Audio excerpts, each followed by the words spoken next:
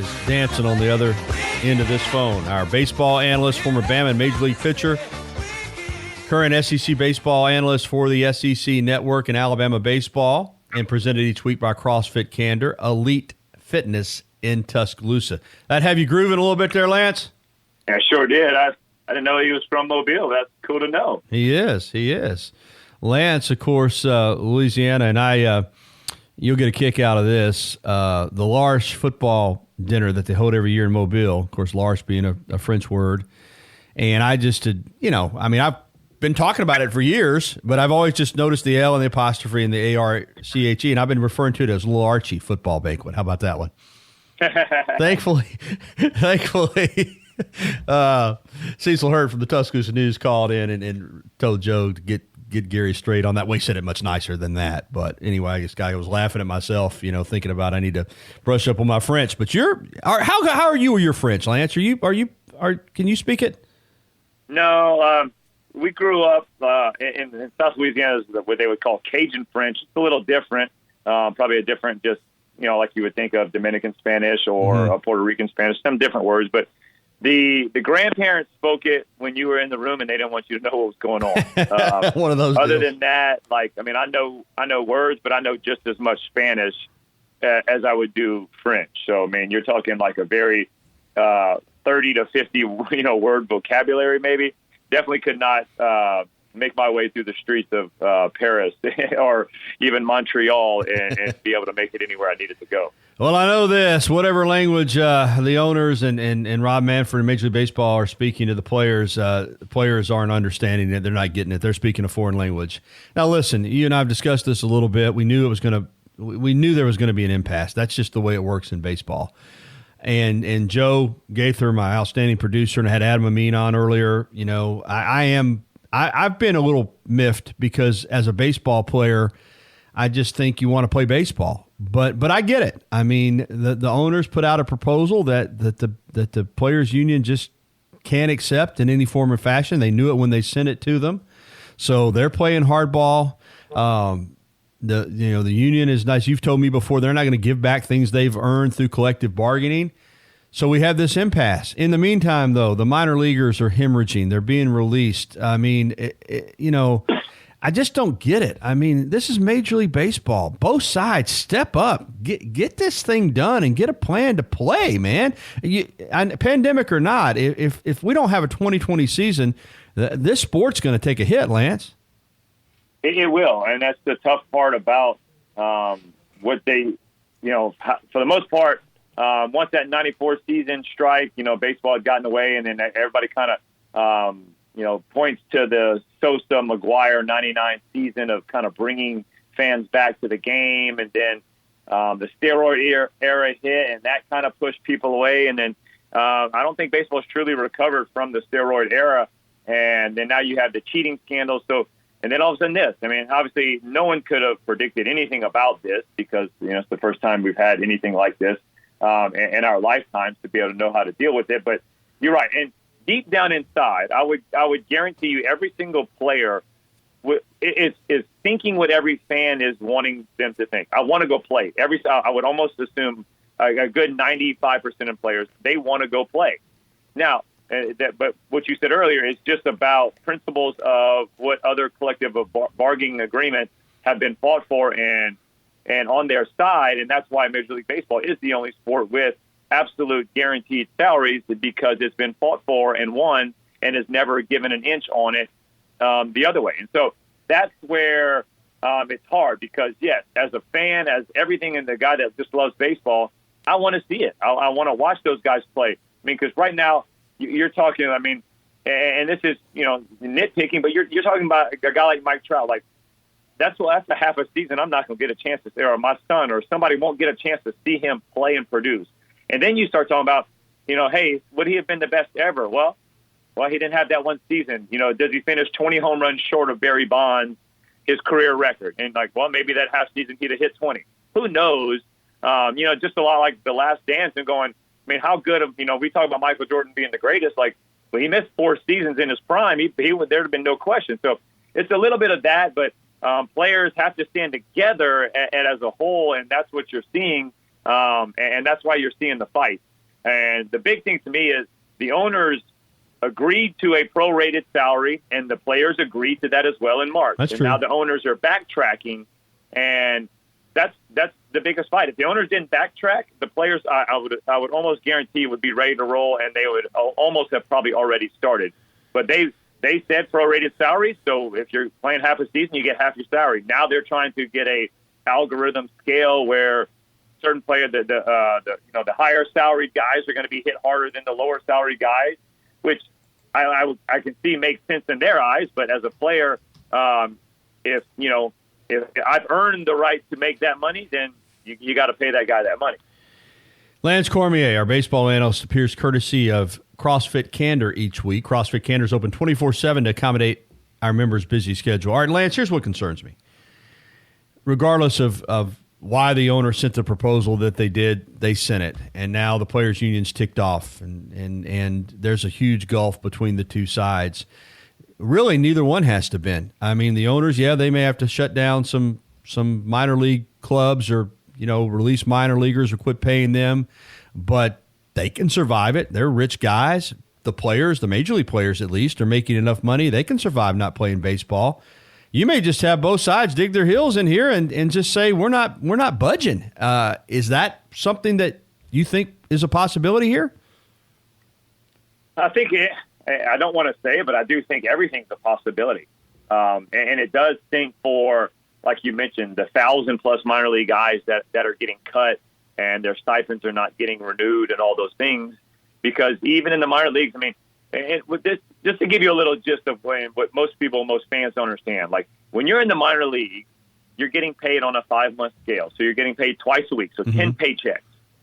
And say you're in high A baseball, which would be about $1,100, $1,200 a month. So $600 a paycheck. So thinking you're making about $6,000 a year. Like that's what a minor league player makes. You get drafted, so you're probably in around the $5,000 to $10,000 range a year as a minor league baseball player, unless you've gotten to the point where you've played 6+ years in the minor leagues, or you've at least made it up in the big leagues for one day, which not many. There's a very small percentage of that. And so most of those guys are living off of a signing bonus if they got it, or just basically having random jobs if they don't. And so that's what's tough, is because they were still getting a stipend paycheck to be able to stay in shape and to do what they needed to do. They didn't have to go find, real world jobs and try to do that and try to stay in shape, which would be really tough, because not knowing, hey, are they going to call me back in May, June, or whatever? But now you're seeing that everybody's getting cut or the stipends aren't being renewed. So those guys have to make that decision. And I know we've talked about one of your buddies' sons of like, they're losing a year of development. Yeah, like, absolutely. You have these guys that I ran into Jake Walters, who, former Alabama pitcher, and talked about how good of a summer he had. But as an older guy and a certain, he was in low A. I mean, he needed this year to all of a sudden blossom and show, hey, I can pitch in Double A. And then all of a sudden, okay, but if that's not the case, then you see guys, well, they're older. Let's just push them through, move them aside because we got younger guys coming. And so that's what's tough on some of the players that truly deserve the option to pitch in minor leagues and have a chance to make it to the big league. So yeah, it's very tough from all ends, and that's what the fans see, the millionaires, like you say, fighting with billionaires. But it goes so far past that no matter what happens, somebody's going to be hurt. All right, Lance, Tom has been waiting for a while to chime in with you about this baseball situation. So let's go to Tom out there on the phone lines as well. Hey, Tom. Morning, Gary. Morning, Lance. Morning, Tom. Lance, I'm John Q. fan. I know nothing. Okay? I'm going to say that up front.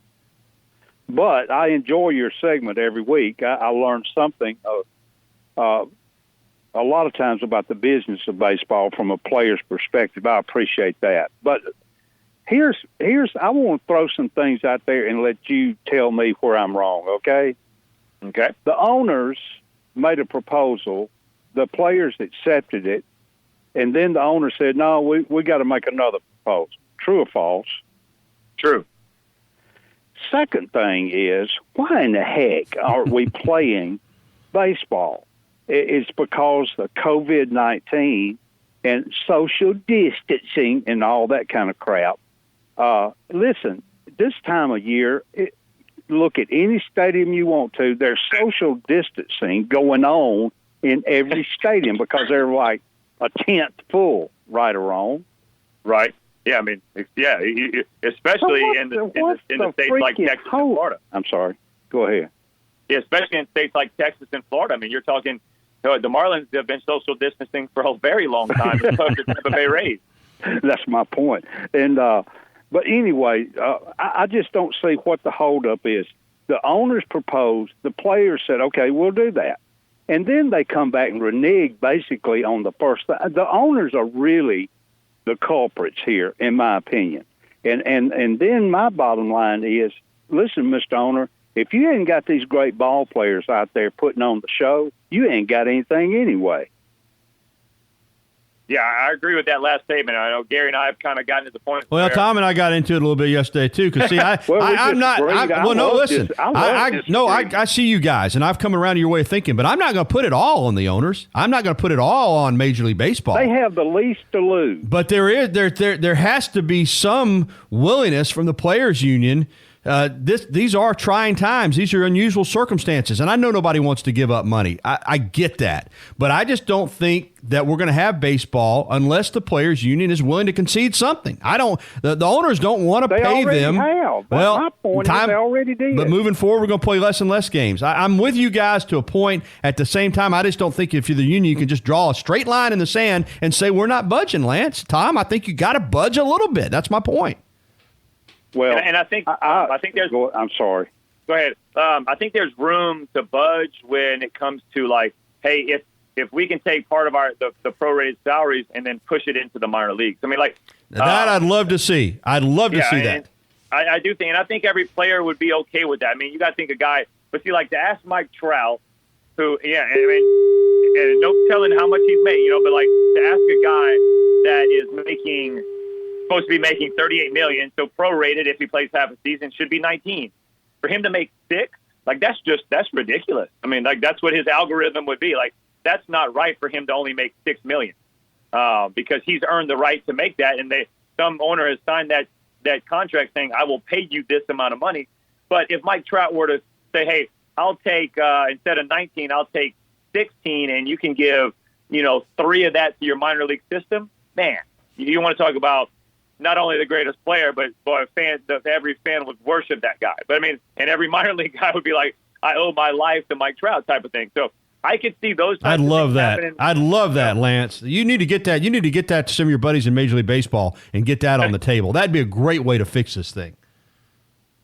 I think it could. I mean, but you got to have those guys. I mean, I'm not saying Mike Trout wouldn't do it, but you got to have the option to work with somebody, and it doesn't have to be one dude. I mean, you're taking $200,000-300,000 from another guy, each guy, and go, hey, we're going to fund the minor league system so everybody can play. And the owners would be like, all right. So I just think it's just hard. And like we mentioned, I think, was it June 10th? So he talks about being the deadline. You're going to see a lot of just kind of, hey, we're doing this, we're doing that. Because most people don't know that the owners made that agreement and that they reneged on it. So when all of a sudden it comes down to June 8th and it's going to get really close to, okay, we got to make a decision.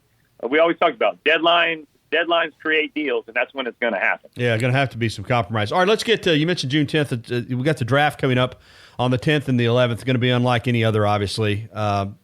Be conducted remotely, just 5 rounds, down from 40 just a year ago. Now, teams will be able to sign an unlimited number of undrafted players at a price of $20,000. Of course, I don't know how many they're going to sign if this pandemic continues. I mean, I don't know what to ask you on this other than how weird is this going to be this year with this amateur draft?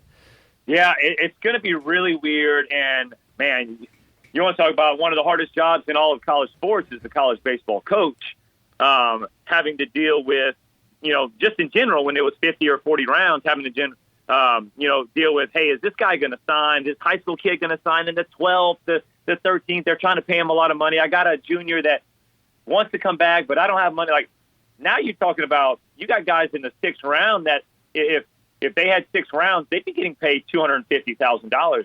There's no 6th round anymore. And that guy's not going to sign for 20. So all of a sudden he's going to go back to school. That's the whole part. It's going to be a very tough thing that kind of has to maneuver with the coaches and just the players, I do think you're going to see a lot more junior college, enrollees out of high school, because they can go to junior college for that 1 year, let the draft reset, and then jump right back into it, especially guys that might have been fringe top 5 rounders.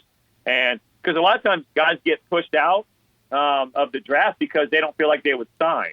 So if now you think guys are going to sign if they get drafted in the top 5, you might throw a lot of college guys out of the draft because, teams might go, hey, if I'm going to take a chance on a junior in college or a freshman, a junior college or a senior in high school, right now in this year when there's only 5 picks, I might take that the future freshman in high school out of high school because he's got 3 more years on him, and so now I can develop him. So it's going to be tough, especially for scouts. But it's unprecedented time to see what it is. But I don't agree with the $20,000 free agent budget. I don't like that because, like I said, if a 6-rounder, if your 6th-round second baseman wants to sign for $150 and a team wants to do it, let him do it. Yeah.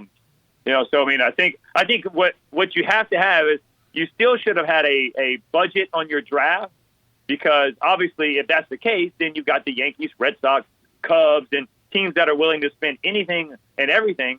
They signed 20 guys at $200,000 a pop that the Marlins and the Rays can't do.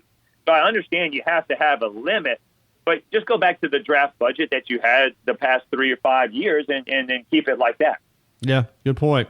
All right, Lance, so much is not normal these days, and we've just discussed it with Major League Baseball, but something that's getting back to normal is fitness. We're opening back up a little bit. And of course, you folks at CrossFit Candor, you kept working with your clients virtually through this entire process, but where do we stand now with the gym? Man, we stand good, man. We're finishing up our 3rd week of the doors open in the gym. Classes are social distance. We have 14 zones of, some zones are 10 by 15, some are 10 by 20. We just basically everything is kind of in your spot. You get there, you choose your spot. We got 14, so we took away classes because we don't have back-to-back classes, so we basically fogged the gym with a solution after the morning classes, after the afternoon, after the evening. But we got the kids back in the class, so it is very as close to normal as possible outside of basically there's equipment everywhere because every zone has their own equipment already set out, so they don't have to walk in other people's spaces and get it. So for type A OCD, for me, man, it's like you see stuff on the ground. I'm like, I just want to get it up. But it's much better than being on a computer. So and it's good that we're getting to be open because places like us, we're not the problem. We're part of the solution, helping people get back to working out. People were gaining weight, and all of a sudden you see what are the signs that the COVID-19 starts to hit. You got obesity, you got high blood pressure, you got all these underlying conditions that when you don't work out, they start to show up. And so, us getting back open has been awesome for a lot of our members, especially the ones that stuck with us, but the ones that didn't, that had a hard time at home doing things on their own or on a computer, they're so excited to be back in the gym, man. We had times where we had classes and people would show up, 1 to 2 minutes for a class. It's 10 minutes for a class, and like our whole class is here, and they're just like, because they're just wanting to see people. They're wanting to talk to people, even though they are 10, 12 feet apart. Yeah, that's CrossFit Candor. Call 205-329-3683 to get involved and become a part of CrossFit Candor today. Thank you so much, Lance. Gary, good talk, man. Have a great weekend. 10:50.